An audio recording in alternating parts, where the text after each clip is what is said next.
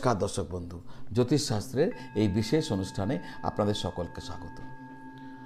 দর্শক বন্ধু, 2025 কেমন যাবে এই যে আপনাদের জিজ্ঞাসা, প্রচুর ভিডিও হয়েছে ইউটিউবে, প্রচুর ভিডিও আপনারা খুঁজে পাবেন বা পেয়ে চলেছেন। কিন্তু আমার যারা সাবস্ক্রাইবার, যারা আমাকে সাবস্ক্রাইব করে রেখেছেন, আমার দায়িত্ব তাদেরকে আমার পক্ষ থেকে কিছু কথা বলা, আর সেই কাজটাই আমি আজকে করব। যারা আমার সাবস্ক্রাইবার নন, তাদের প্রত্যেকের ক্ষেত্রে আমি এই কাজটাই আজকে করতে চলেছি। 2025 কেমন যাবে, বিশেষ করে আপনারা যাদের মীন রাশি তাদের জন্য, আগের ভিডিওতে বলা আছে আগের রাশির জন্য, আজকের ভিডিও আপনাদের জন্য ডেডিকেটেড। যাদের মীন রাশি কেমন যাবে, এই যে কেমন যাবে, কতটা ভালো যাবে, কতটা খারাপ যাবে, এইটাকে আমি একটা আপনাদের সামনে প্রেডিকশনস রাখছি। এই প্রেডিকশনসকে কিন্তু আপনাদের দেখতে গিয়ে আপনাদের একটু পরিশ্রম করতে হবে। কীরকম? আমি এই যে আপনার মীন রাশি অনুযায়ী বলছি, এই মীন রাশি অনুযায়ী শুনবেন। এরপর আপনার লগ্ন কি সেটা দেখুন। হতে পারে আপনার লগ্ন ধনু, তাহলে ধনু হিসাবেও শুনবেন, বা আপনার লগ্ন হচ্ছে সিংহ, তাহলে সিংহ হিসাবেও শুনবেন। শোনার পর দুটোর একটা অনুপাত বার করবেন। আমি যা বলছি, ধরুন আমি হেলথ নিয়ে বলছি, একটাতে বলছি শরীর ভালো থাকবে, আর একটাতেও বলছি শরীর ভালো থাকবে, তাহলে ডেফিনেটলি শরীর ভালো থাকবে। একটাতে বলছি শরীর ভালো থাকবে, আর একটাতে বলছি শরীর ভালো থাকবে না, তাহলে মাঝামাঝি হচ্ছে। তো এইভাবে একটা অনুপাত বার করবেন। এরপর আপনারা বলতেই পারেন কতটা মিলবে।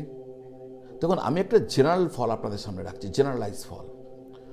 সারা পৃথিবীতে কোটি কোটি মানুষ রয়েছেন যারা মীন রাশি, তাদের সব এক হবে না, হতে পারে না, সব এক হবে না। এইখানেই এইটা টুইস্ট রয়েছে। আমি যেটা বলছি সেটা একটা ট্রেন্ড। এই ট্রেন্ডটা দুভাবে শুনবেন, শোনার পর অনুপাত বার করবেন। তারপর দেখুন আপনার দশা অন্তর্দশা কি আছে। দশা অন্তর্দশা যদি আপনার পক্ষে থাকে, অনুপাত যদি আপনার পক্ষে থাকে, তাহলে আমি যে ট্রেন্ডের কথা বলছি, ভালোর কথা বলছি, সেটা ভালোর দিকেই যাবে। আর যদি খারাপ বলছি, তাহলে খারাপের দিকেই যাবে।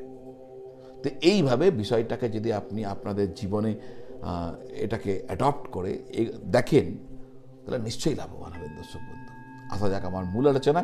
কিন্তু তার আগে আপনারা যারা আপনাদের কুণ্ডলী, আপনাদের জন্মপত্রিকা আমাকে দেখাতে চাইছেন, হরোস্কোপ করাতে চাইছেন, বিচার করাতে চাইছেন, বিভিন্ন দোষের উপায় সম্পর্কে জানতে চাইছেন, জ্যোতিষীয় প্রতিকার প্রতিবিধান নিয়ে আলোচনা করতে চাইছেন, আপনাদের জ্যোতিষীয় কোনো প্রশ্নের উত্তর জানতে চাইছেন, তাহলে এই যে স্ক্রিনের নিচে যে নাম্বার দেওয়া আছে 9830564500, ওই নম্বরে ফোন করে বা হোয়াটসঅ্যাপ করে আপনি আপনার আগ্রহের কথা জানাতে পারেন।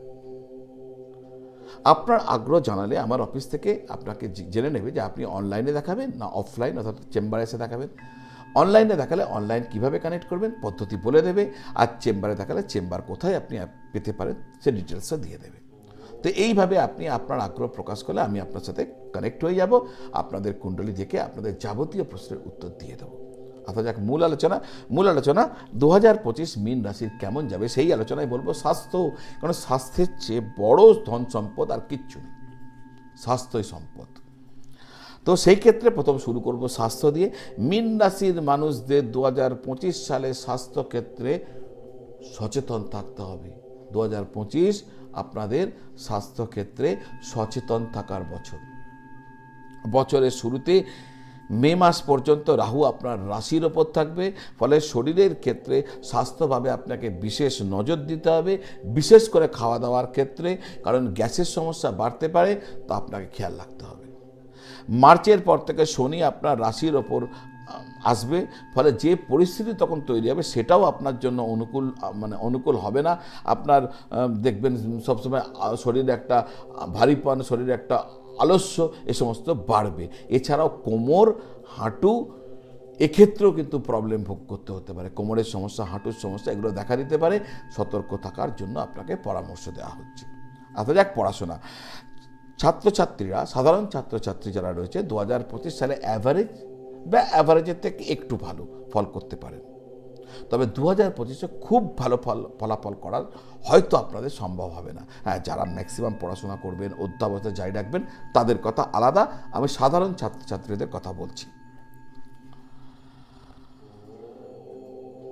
যারা ট্যুরস অ্যান্ড ট্রাভেলস নিয়ে পড়াশোনা করছেন, হোটেল ম্যানেজমেন্ট নিয়ে পড়াশোনা করছেন, কোনো গবেষণামূলক পড়াশোনাতে রয়েছেন, বিদেশে গিয়ে কোনো পড়াশোনা করছেন তাদের জন্য কিন্তু 2025 সাল ভালো হতে চলেছে।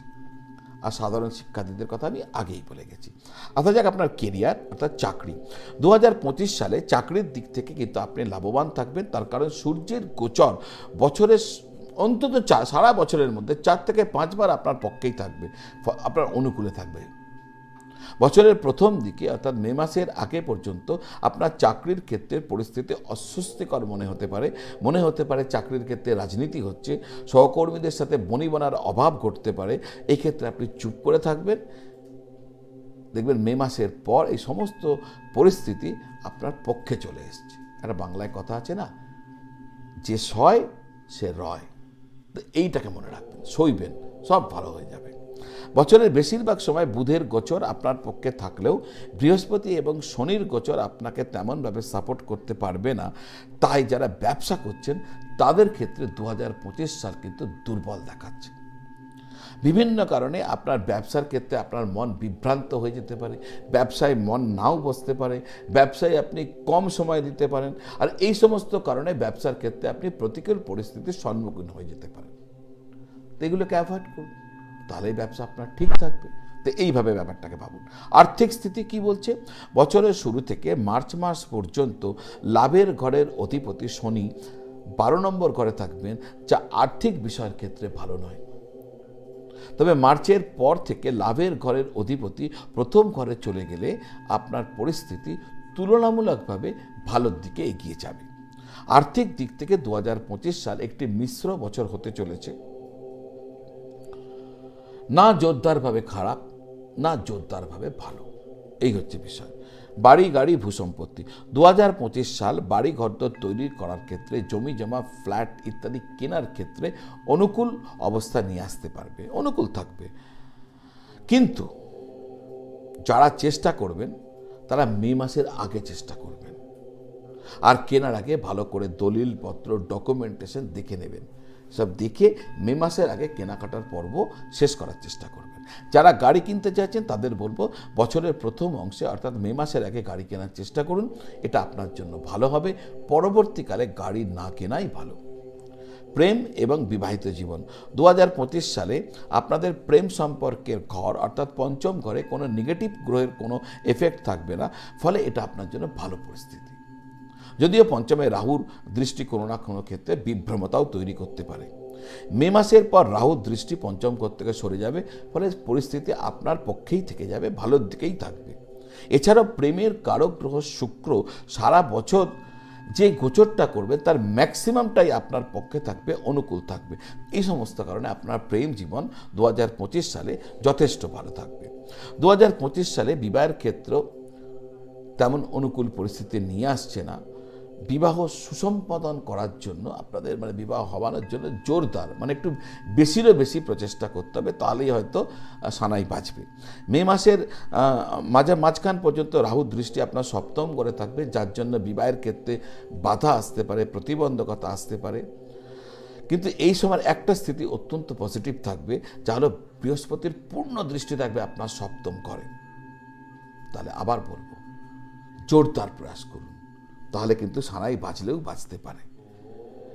যারা বিবাহ করেছেন বছরের প্রথম অর্ধ থেকে মে মাসের আগে পর্যন্ত অত্যন্ত সচেতন থাকবেন, কারণ বিবাহের ক্ষেত্রে রাহু এবং কেতু এই দুটি গ্রহের একটা নকারাত্মক প্রভাব থাকবে। জীবন সঙ্গী বা সঙ্গিনীকে নিয়ে আপনার তার স্বাস্থ্যকে নিয়ে আপনাকে একটু অসুবিধা ভোগ করতে হতে পারে, তার স্বাস্থ্যের ক্ষেত্রে নজর রাখবেন। আর হ্যাঁ, নিজেদের মধ্যে সামঞ্জস্য, ভারসাম্যহীনতার যারা অভাব না ঘটে, একটু ব্যালেন্স রাখবেন, সামঞ্জস্যতা রাখবেন, তাহলেই দেখবেন আপনি হাসতে হাসতে 2025 কাটিয়ে দিয়েছেন। দর্শক বন্ধু, এতক্ষণ পর্যন্ত যদি আপনি আমার এই ভিডিওটা দেখেছেন, তাহলে আমার অনুরোধ থাকবে চ্যানেলটা যদি আপনি সাবস্ক্রাইব করেননি তাহলে চ্যানেলটি সাবস্ক্রাইব করে দিন, আর হ্যাঁ, বেল আইকন প্রেস করে দিন। এই ধরনের অনুষ্ঠান আপনাদের কাছে নিয়মিত পৌঁছাতে থাকবে। আপনাদের অনেক অনেক ধন্যবাদ এতক্ষণ পর্যন্ত দেখার জন্য। আপনারা সকলে ভালো থাকুন আর সকলকে ভালো রাখুন। নমঃ শিবায়।